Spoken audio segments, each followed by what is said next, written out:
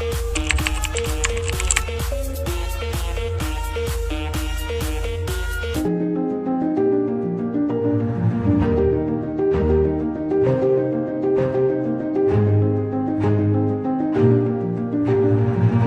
साल से करीबन आ ही रही हूँ। जब से मेरी शादी हुई है मैं यहाँ के अलावा कहीं जाना ही नहीं चाहती।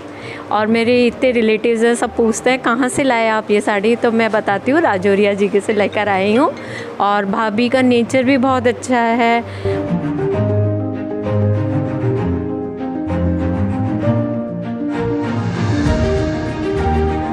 मैं यहाँ रेगुलर कस्टमर हूँ और मेरी वजह से मेरी सिस्टर्स, मम्मी, सब लोग, हम लोग मतलब यहीं से ही सामान साड़ियाँ वगैरह लेते हैं। भाभी का कलेक्शन बहुत डिफरेंट, बहुत ही अच्छा, लहंगा वगैरह, साड़ी, सूट सब बहुत डिफरेंट है। और उसके अलावा भाभी का नेचर वो तो सबसे डिफरेंट उससे तो ये लगता है कि बस यहीं आए और कहीं जाए ना। और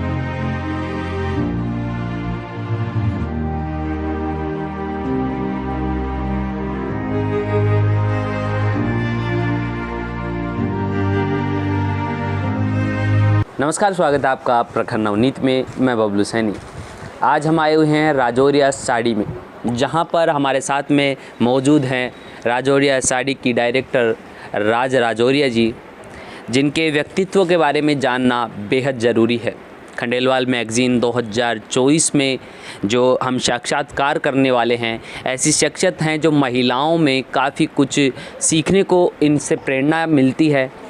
किस प्रकार से इनका जीवन था, किस प्रकार से जीवन बीता और आज संघर्ष और चुनौतियों को सामना करते हुए मेहनत और लगन से आज पूरे भारतवर्ष में साड़ियों का व्यापार कर रही हैं। क्या कुछ परिस्थितियां रही, जानते हैं मैम से। बहुत बहुत स्वागत है आपका चैनल पर। मैं जानना चाहूँगा आपसे कि किस प्रकार से आपके इस व्यवसाय की शुरुआत हुई। मैं राज राजौरिया और मैं राजौरिया साड़ी की डायरेक्टर हूँ। मैंने जब इस व्यवसाय को शुरू किया था तो मेरा ऐसा कोई लाइफ में एम नहीं था कि मुझे इस बिज़नेस में जाना है। मेरा कहीं कोई मूड नहीं था। मेरा शुरू से बचपन से मेरा जो था वो एक एम ये था, मुझे डॉक्टर बनना है। पर ठीक है, कुछ पारिवारिक कारण ऐसे रहे कि मैं उससे डॉक्टर की पढ़ाई नहीं कर पाई और मैंने अपनी पढ़ाई को बीच में अधूरी छोड़ दी। उसके बाद में शादी हो गई। सन 18 अप्रैल 2000 में शादी हो गई। 2001 में मेरी बेटी हुई।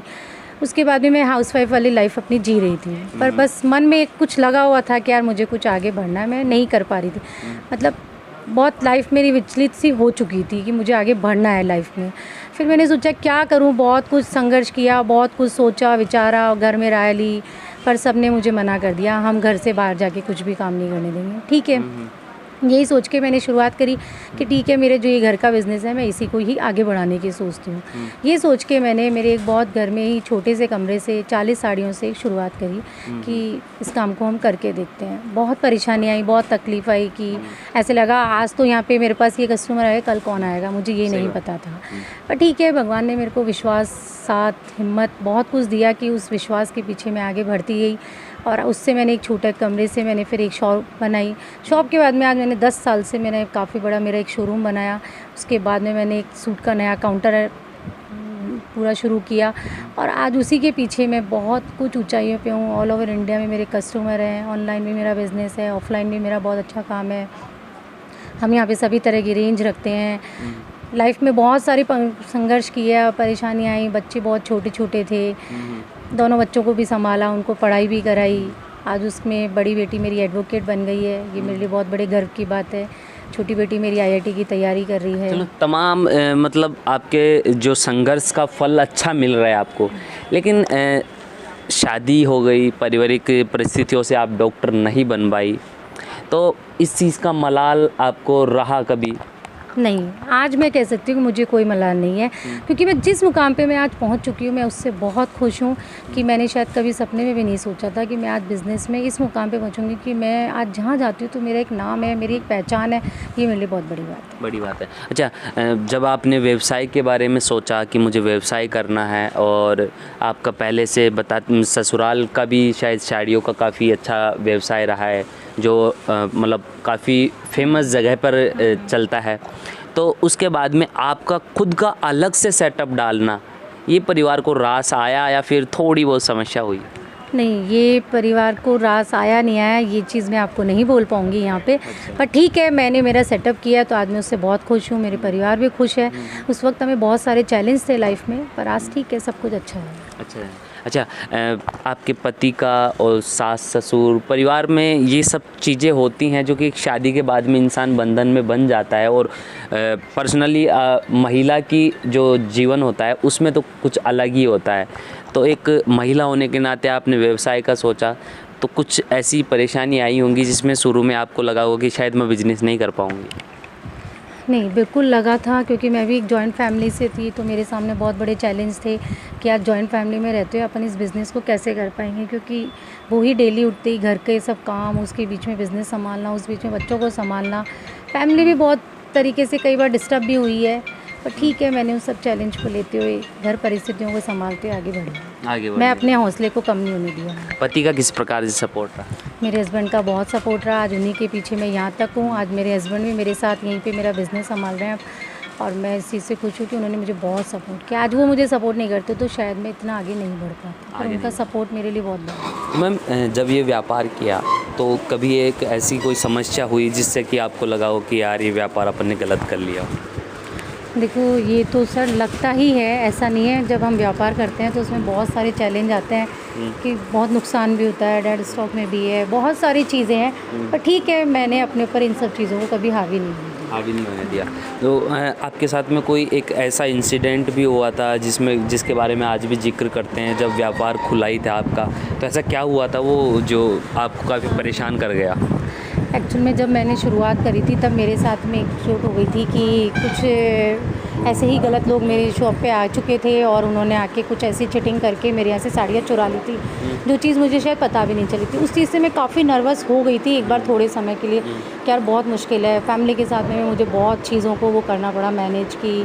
घर वालों ने भी ये कहा बहुत मुश्किल है, ये सब नहीं कर पाओगे, बहुत सारी प्रॉब्लम्स है। तब मैंने कहा ठीक है, अब जो नुकसान हो गया उसको आगे भरेंगे, भगवान देखता है क्या करा था। अच्छा, तो उसके बाद मैं नया व्यापार था और उसी के बीच में ये हो गया, तो थोड़ा सा फैमिली का भी डर लगा कि यार ये क्या करें थी कि मैं उस वक्त के लिए थोड़े समय के लिए बहुत डिप्रेस हो गई थी कि यार ये सब चीज़ क्या हो गई, अभी तो मैंने शुरुआत करी थी और मैं यहीं कहीं फेल नहीं हो जाऊँ।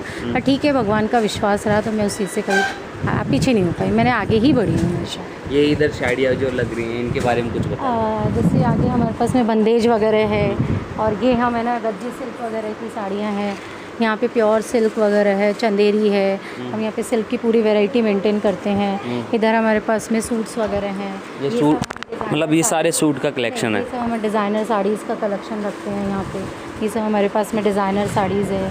यहाँ पर हमारे पास में डिफरेंट टाइप के सूट्स वगैरह हैं, लहंगे के कलेक्शंस हैं, सभी तरह की वैरायटी रखते हैं। प्योर सिल्क है, चंदेरी है, और हमारे पास में मतलब प्रोफेशनल साड़ीज़ भी मिलेगी, तो आपको शादी मैरिज पर्पज़ से भी मिलेगी यहाँ पे सभी तरह की वैरायटी। अच्छा, इंडिया में कहाँ से आपके जो व्यापार को जो बांधा है आपने, कहाँ से ज़्यादातर डिमांड रहती है आपकी? देखो, मेरे पास में जो मैंने मेरे व्यापार को बांधा है वो मेन मेरा कलकत्ता रहा है। मैंने कलकत्ता से ही अपने जो एक अच्छे बिज़नेस की जो शुरुआत होती है ना, वो मेरी कलकत्ता से ही हुई है। मैं वहीं की साड़ियाँ रखती हूँ ज़्यादातर, जो प्योर कपड़े पे आती है अपनी सिल्क वगैरह की साड़ियाँ, चंदेरी है, जॉर्जेट शिफॉन है, ये सारा मेरा कलकत्ता से है। मेन बेसिक काम मेरा कलकत्ता से है। मतलब मेन कहें कि बिजनेस का जो मुख्य केंद्र कलकत्ता से है। कलकत्ता से। अच्छा, और बाकी जयपुर के अंदर आपके व्यवसाय को लेकर किस प्रकार की डिमांड रहती है? जयपुर में मेरे पास में सभी तरह की कस्टमर की सब तरह की चॉइस है। मेरे पास में लेक्चरर भी आता है, डॉक्टर्स भी आती हैं, टीचर्स भी आते हैं, अच्छी हाउसवाइफ भी आती है, तो उनको सब तरह की साड़ियों की डिमांड है, और वो यहाँ पे पूरी फुलफिल होती है उनकी। आप समाज सेवा में भी काफ़ी रुचि रखती हैं, उसके बारे में कुछ बताइए। किस प्रकार से समाज सेवा करते हैं? समाज सेवा में क्या क्या चीज़ें आपको करना पसंद है? समाज सेवा में देखो, मैं खंडेलवाल समाज की महिला अपने उसकी मेंबर हूँ, खंडेलवाल समाज कार्यकारिणी की। उसके अलावा मेरा जो मेन पर्पज़ है वो स्पेशली लड़कियों के लिए, लेडीज़ के लिए, और जो मेरे यहाँ पे शोरूम पे भी है वो मैंने 50-60% जो है वो लेडीज़ स्टाफ को रख रखा है। मैं चाहती हूँ उन महिलाओं को मैं आगे के लिए प्रोत्साहित करूँ कि उससे वो आगे बढ़ सकें।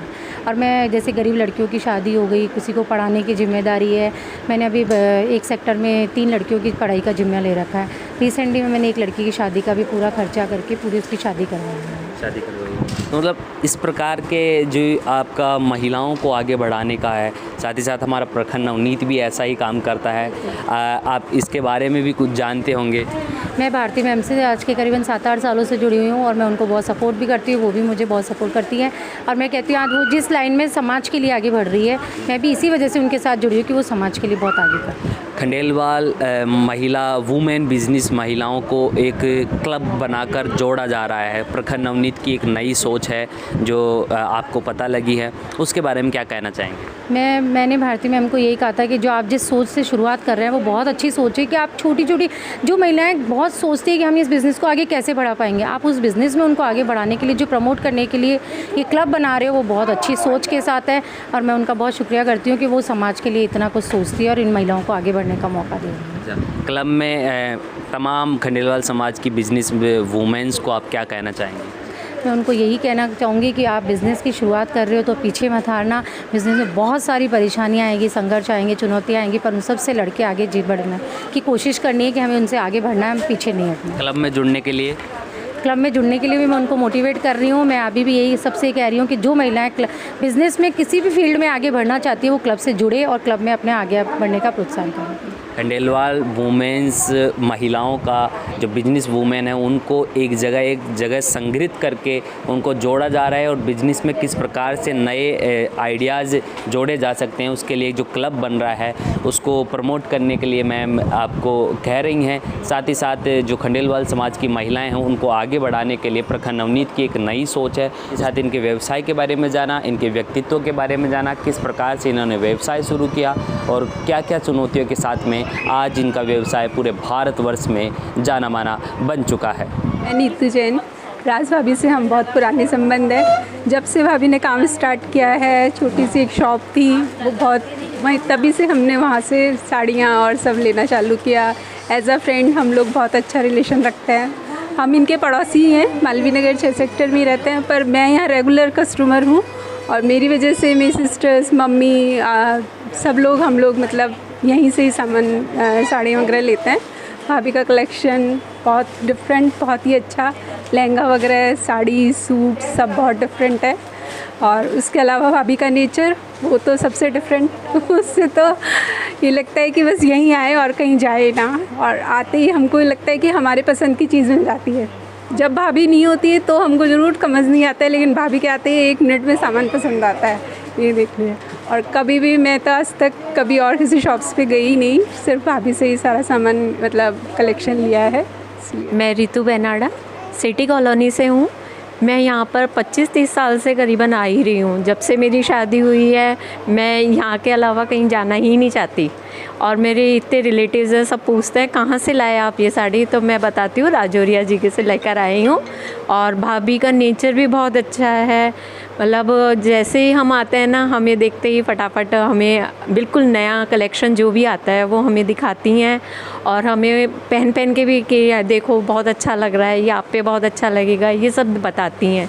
तो उससे हमको लेने में भी थोड़ा इंटरेस्ट बन जाता है कि हाँ नहीं। फिर वो ये भी कहती हैं कि आपको बाज़ार में देख लेना, इस रेट में नहीं मिलेगी या ये वाला कलेक्शन आपको कहीं नहीं मिलेगा।